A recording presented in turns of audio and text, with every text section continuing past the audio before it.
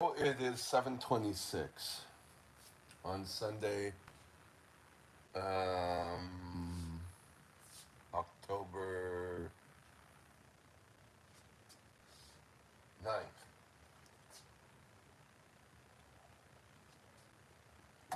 2022.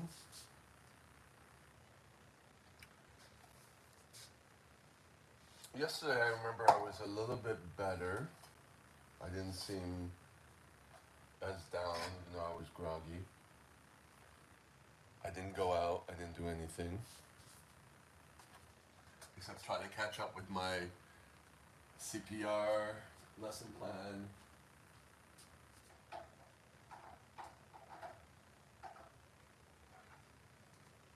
The CPR lesson plan that I need to do, which I'm going to continue today. I'm not going to go to the library for that. I also want to do some emails. I mean, I do check my emails all the time, but there are a few I haven't opened up. One's from the CPR course, as well as a few others. So, and I kind of procrastinated on those. So I need to sit down and because first of all, I was going to the CPR teacher training last week, and I was trying to keep up with the online micro teaching that we had to put together. So I couldn't open the emails at the same time because the teacher had sent too many, and it was like, no, I'm not going to open them. You know, too too spastic, if that's still a word. You know, so some have not been open. On another note, there was a my internet. I'm a little concerned that it might get shut off, even though I just paid, because they changed owners, and I don't pick up my phone, and then I get a few emails, but I don't answer the emails because it's like, okay, is this spam or not? But I do read the alert, and then I ended up changing my credit card, so I had to go back onto the site, which was the former owner's site, former company owner's site, and I had to pay for 2 months, so it was a big expense, which seemed to work. But then I'm getting a another email that they want to contact me to finish the transition or whatever, and I said, well, just indicate to me when is possible, and I will be sure to pick up the phone. But people are always calling me that don't leave messages because, um, well, I don't pick up the voicemail because it's too many messages now. So it's like, yeah, let me know on email when you're going to call, and then I'm going to pick it up. But if you don't, then I'm not going to pick it up because when I teach CPR, I give my phone number so people can text me. I don't pick up voicemails or phone calls because it's too much. Be concise on the text, and then I could kind of just copy and paste the directions you need to do to access your card when talking to CPR. When we're talking about the internet changing over to your new company or whatever you think is important to you but not important to me, give me an indication in writing so I can then stop my life. But I'm not stopping my life to pick up to you. So, that being said, who knows what they could do if they could just shut it off, even though I paid. Uh, yeah. Well, I know at work there's internet. And they do advertise. This new company does advertise in the metros, so it might be a thing, you know. But I did reply to the email, and they said, give me an indication when you're gonna call, and I'm gonna pick it up. But if they just call randomly and they don't listen to the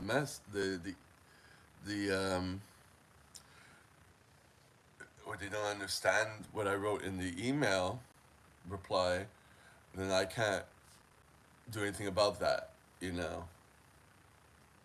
Maybe it's just some employee who's just a dummy, you know. So that being said, maybe I'll switch to Virgin, which is my um, cell phone plan, which is yeah, I did do videos trying to get when I was talking about getting my new phone and all that. In terms of service, it's good. Just in terms of price, it wasn't what I was wanted, but you know, it's including this phone. That's why. If I um, after 2 years, my bill will be cheaper because the phone will be paid off.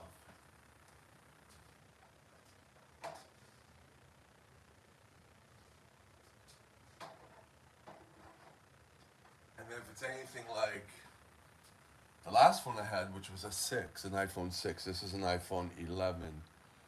Um, I want to go for the next model that they had. Some had the Max, which was the 10, but it ended up no one had it anymore. So, well, Virgin didn't have it. That was a problem. They said they had it. I never got my upgrade to my phone. I never took it because I was paying a cheaper rate and my phone was fine. So it lasted me 4 years before I had to. Well, before 4 years, I had it lost its charge. I had to keep it plugged in all the time. Yeah. So anyway, so it's about prolonging the eventuality of it with each phone, all the time. That being said, my laptop is lasting a long time. So there you go. Um, I don't know what I'll do this time. I mean, it's not even a year since I had this phone.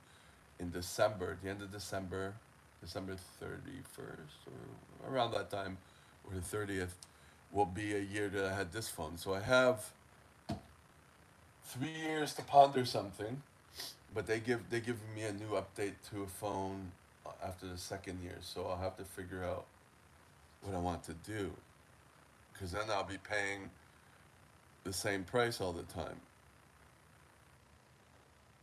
And I did look into getting new phone, like refurbished phones,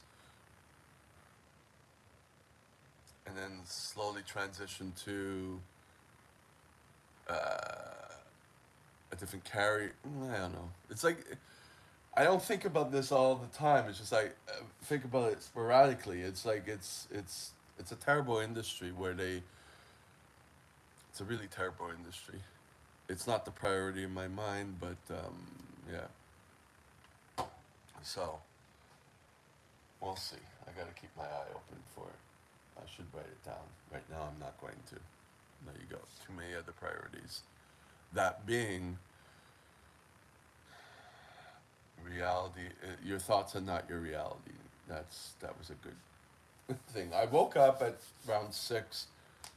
I actually woke up to go to the bathroom around midnight, 12:30, and then I woke up again around before that to go to the bathroom a second time.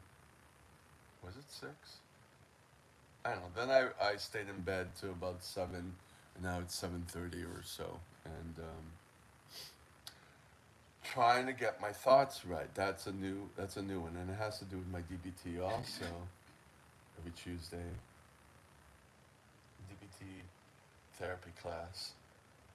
I've been writing since for the last 2 weeks. I've been writing in my journal just a date and the 9th or the 8th of October, and then I'll write a line of whatever thought goes into my head. I don't write 100% of them. I write a lot of them though. Initially, I did a lot, and then it went down, and now it's just kind of sporadic. But there's a few thoughts that I do have, and I do write them. Try to keep it one line, maybe two, depends. Sometimes context, sometimes not. Uh, and the whole point of that is to just kind of, the whole point of DBT is to just kind of, when the thoughts come, to not let it escalate into big emotions because they're just passing through you. It's not necessarily a reality.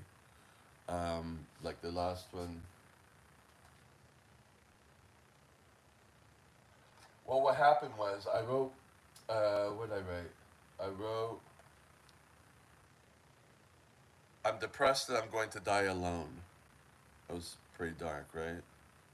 Um, what spurred that on was there's a website or a hyperboard or a forum. Maybe it's a forum. It's very ancient, called the Men's Long Hair Hyperboard, and people just kind of watch it, and some people participate and leave a photo how long their hair is and all that stuff. It's a thing. It's been like 20 years it's existed, I think, or even more. I don't know. And it's very archaic.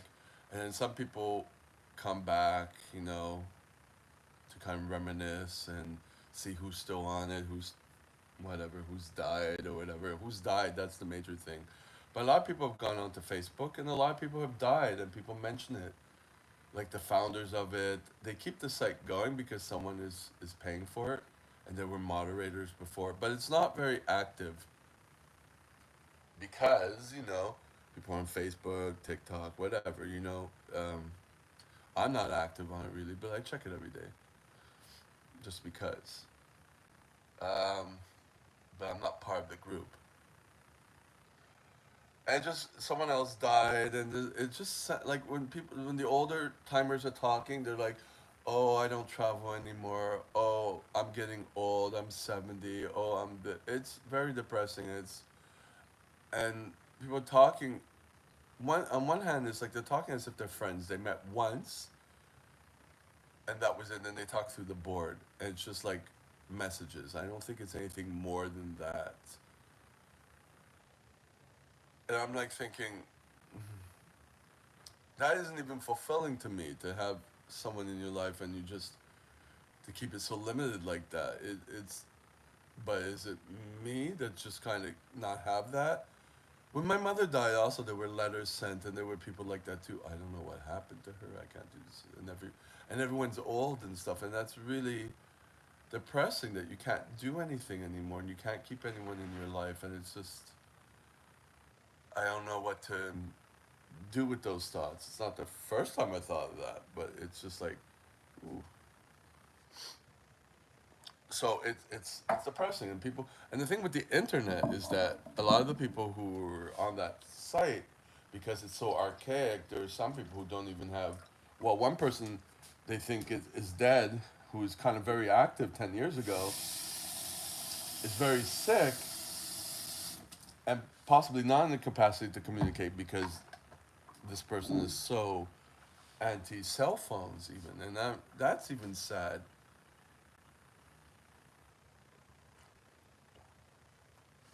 Um, that being said, there was a guy off and on. I won't even call it a boyfriend. It's just someone off and on that's been in my in life.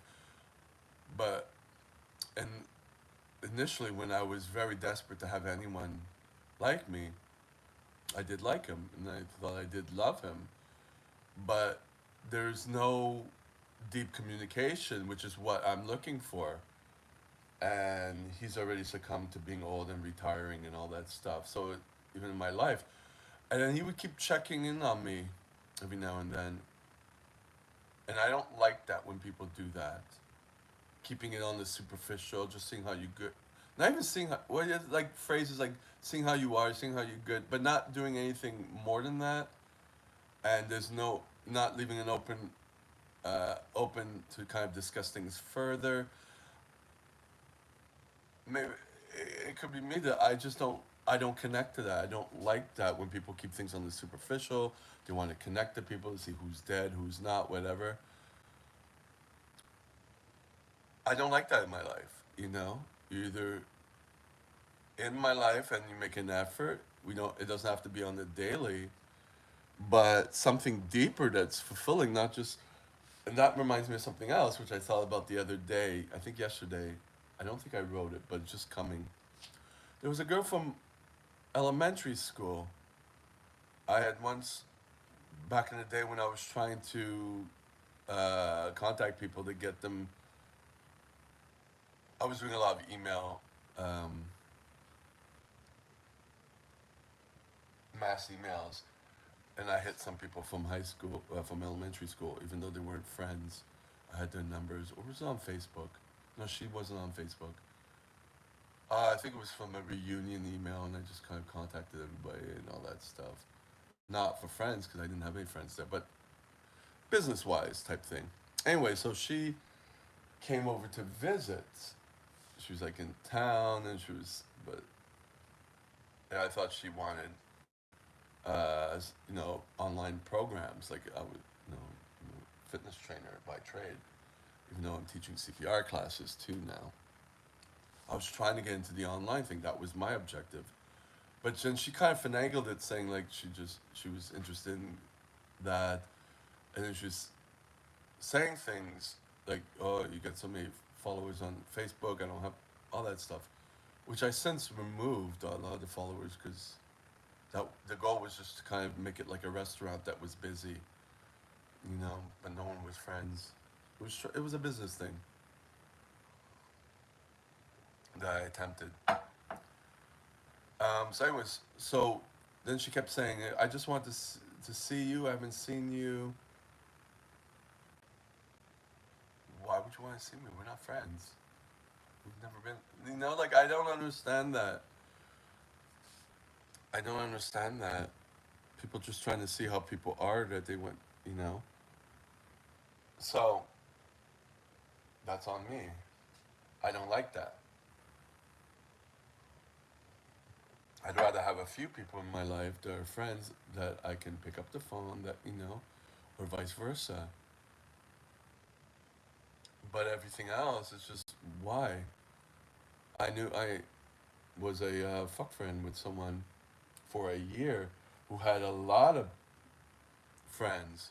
No one deep though, you know? I just don't understand that.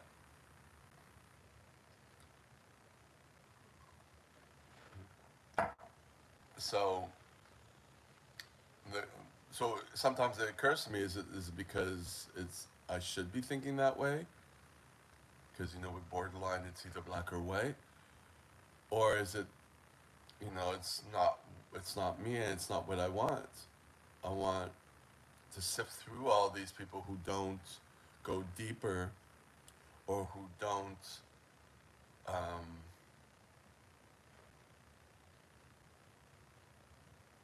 I won't say make an effort,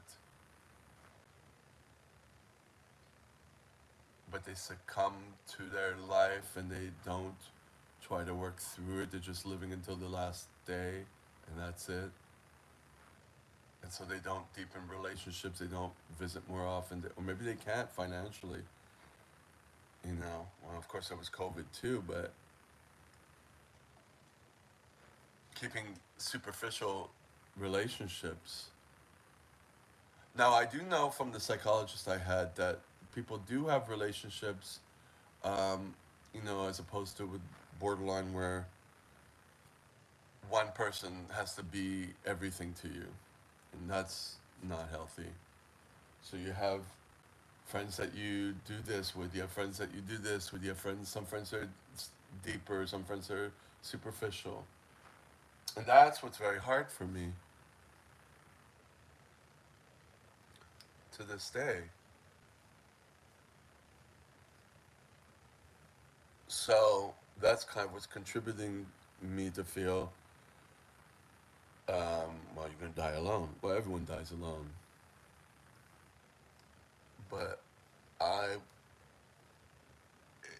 I do know it's a question of the more exposure you get yourself, the more people you meet, and the more things click, and you have a whole array of people for different things. And on the other hand, it seems overwhelming. People having to maintain a lot of small relationships as opposed to having a being motivated to maintain one or two. So, so I'm going to do another dishwash here. I'm going to open up and do another part of my lesson plan. I'm going to work out. I didn't yesterday. I didn't even go to any bathhouse. I didn't do anything which I wanted to. Kind of wanted to, but didn't want to because it kind of leads to a dead end too, with just sex and nothing else. See where I'm at? I'm just like, you think too much and then you don't do anything. Um, yeah.